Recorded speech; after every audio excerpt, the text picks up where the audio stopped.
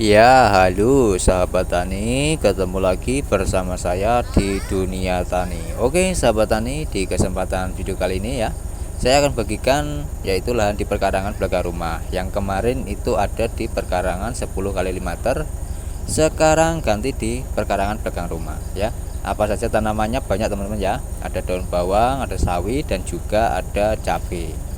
Nah, untuk di kesempatan kali ini ya, dunia tani akan panen cabai teman-teman ya. Bisa dilihat cabainya tuh, buahnya sangat luar biasa, banyak sekali. Dan ini tanpa fungisida, tanpa pupuk kimia ya, alami teman-teman ya.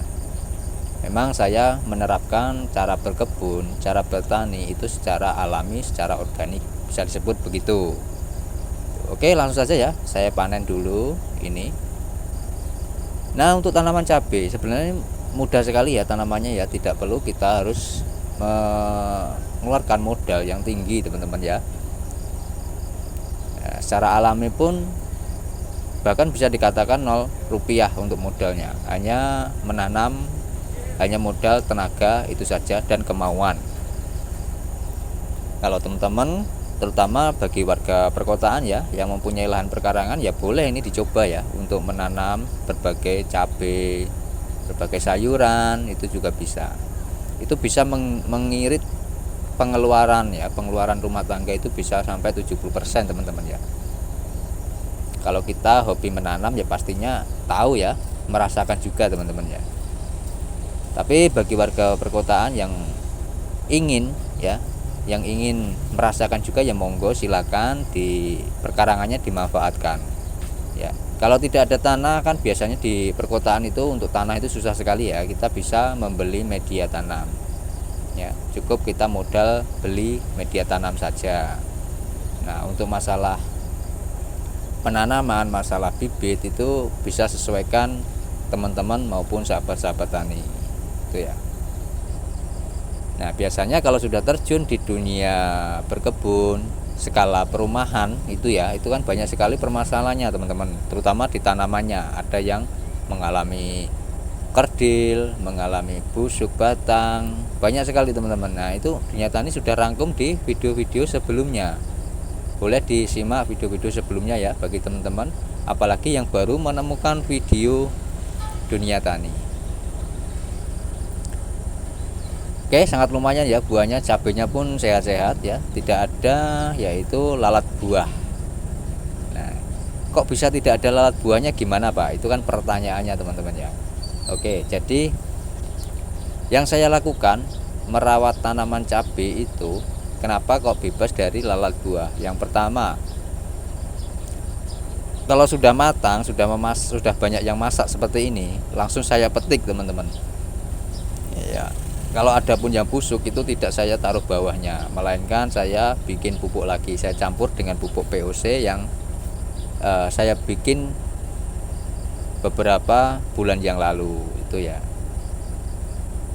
Nah, seperti ini. Dan oke, untuk di musim penghujan ini ya, itu tanaman cabai juga tumbuh dengan baik, tidak ada kendala. Selama ini belum ada kendala teman-teman ya. Kutu itu tidak ada.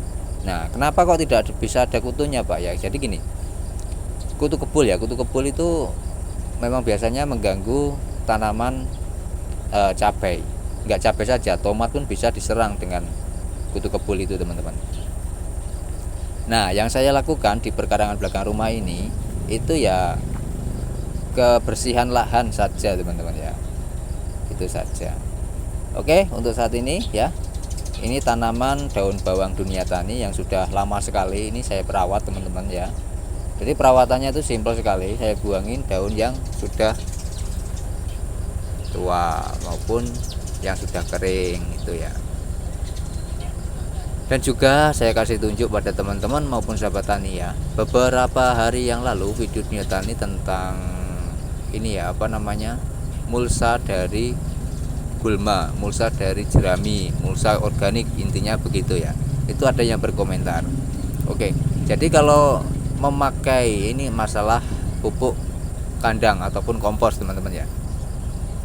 Jadi untuk pemberian kompos kalau belum dekomposisi itu bisa menyebabkan bakteri layu fusarium ya. Jadi di tanaman kita bisa mengalami busuk batang, bisa busuk akar itu kan ya. Nah, itu berkomentar lah. Terus kalau kita memakai mulsa organik apa tidak menimbulkan bakteri juga, Pak? Ya, jawabannya ya, menimbulkan bakteri teman-teman ya. Cuman kalau mulsa dari bahan organik ini itu kan perbedaannya, kalau kita memakai kompos, memakai pupuk kohe, pupuk kandang ya, kohe kambing, itu kan ditabur di dalam tanah ya, lalu ditutup dengan tanah teman-teman ya. Nah, inilah yang bisa menyebabkan bakteri itu hidup. Itu beda dengan mulsa dari organik ya. Kalau mulsa organik kan posisi mulsanya ada di atas teman-teman ya. Jadi kalau siang itu terkena sinar matahari. Nah, bakteri ini bisa hidup itu di suhu tertentu ya, dan dengan minim sinar matahari itu ya. Bisa dikatakan dengan gelap itu bisa hidup. Beda dengan mulsa. Kalau mulsa ini kan langsung terkena sinar matahari, jadi otomatis untuk bakteri-bakteri jahat itu tidak mau hidup meskipun ada ya, meskipun ada teman-teman, tapi kecil kemungkinan ya. Kalau karena mulsa dari gulma, mulsa dari jerami itu kan habis karena biasanya dekomposisi dan itu dimakan oleh hewan pengurai itu kan teman-teman ya. Oke, jadi itu untuk penjelasannya tentang perdebatan yaitu antara bakteri fusarium itu bisa hidup di kompos yang belum dekomposisi. Jadi gini teman-teman, kalau sering menggunakan kompos itu juga tidak baik, apalagi kompos itu masih setengah matang. Maksudnya setengah matang gimana, Pak? Maksudnya setengah matang itu belum menjadi tanah, baunya masih ada kompos, belum bau tanah ya. Itu bisa menyebabkan layu fusarium. Sebenarnya simpel loh, untuk bertani bercocok tanam itu simpel teman-teman ya, asal kita tahu caranya ya. Memang modal pertama untuk bertani itu adalah memahami cara bertani, cara berkebun itu. Kalau modal untuk pembelian bibit, biaya itu nomor belakang teman-teman ya. Yang penting ada kemauan dan tahu cara bertani yang sebenarnya.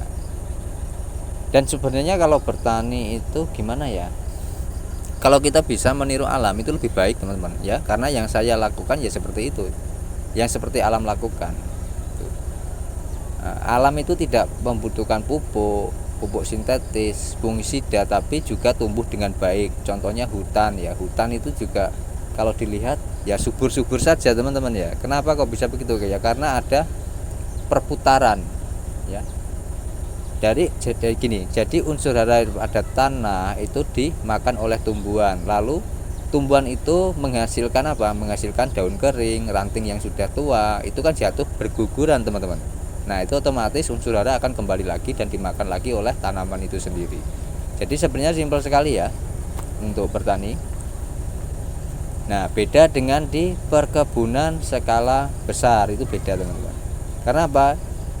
Buah maupun daun itu kan dimanfaatkan, tidak dikembalikan ke tanah. Nah, inilah yang biasanya kalau sekali tanam itu bagus, tanam rotasi keduanya itu tidak bagus, biasanya begitu. Nah, ini bisa diakali dengan secara seperti alam itu tadi, betul ya. Oke, ini daun bawang dunia tani yang sudah berumur 1 bulan, yang sering saya bagikan pada teman-teman maupun sahabat tani. Itu seperti ini keadaannya, sudah mulai menunjukkan ada kehidupan sudah mulai daunnya besar-besar teman-teman ya. Oke, dari sini paham ya, sudah jelas ya. Semoga teman-teman yang menonton sampai selesai mendapat manfaatnya dan bisa berguna bagi teman-teman. Oke, saya akhiri video kali ini ya. Sampai ketemu di video saya selanjutnya tentang berbagai macam tanaman yang saya tanam di perkarangan belakang rumah. Semoga bermanfaat dan saya akhiri. Wal taufik wal hidayah. Wassalamualaikum warahmatullahi wabarakatuh. Salam petani cerdas luar biasa. Oke, monggo komen di kolom komentar bila ada pertanyaan, mau membuli juga monggo silakan ya. Tuh, oke. Jadi untuk perawatan daun bawang itu simpel sebenarnya teman-teman, seperti ini yang saya lakukan. Cukup saya buangi saja daun-daun yang kering, daun-daun yang sudah tua. Itu akan membuat yang pertama anakannya banyak, yang kedua untuk usia daun bawang itu lebih lama. Udah cukup ya dari sini, semoga bermanfaat. Sampai ketemu di video saya selanjutnya. Terima kasih sudah menonton sampai selesai. Dan sekali lagi saya ucapkan salam petani cerdas luar biasa.